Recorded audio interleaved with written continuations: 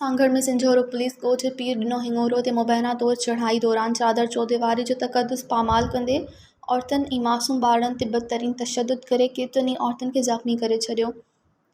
अहिड़े अमल ख़िलाफ़ सभई औरतुनि ऐं मर्दनि मासूम ॿारनि सां गॾु सिंझोरो थाणे अॻियां धरणो हणी रोड ब्लॉक करे छॾियो, जिते मुज़ाहिरीन दाहियो आहे त सिंझोरो पुलिस बिना वारंट तोड़े इतला जे सादे कपिड़नि में दीवार टपी अंदरि अची संदन नौजवान खे गिरफ़्तार करण बहाने चढ़ाई कई ऐं मज़ाहमत करण ते लठिन तोड़े राइफ़लनि जे बटन सां बदतरीन तशद्दुद करे केतिरनि ई औरतुनि खे रतोरत करे ज़ख़्मी करे छॾियो।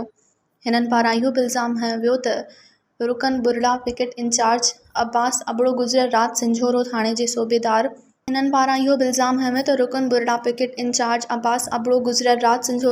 सूबेदार लाइ रक़म तलबी हुई, न ॾियण तां अहिड़ी कार्रवाई कई वई। मुज़ाहिरीन मुतालबो कयो त साणनि इंसाफ़ कंदे तशद्दुद कंदड़ अहलकारनि ख़िलाफ़ फ़ौरी कार्रवाई कई वञे।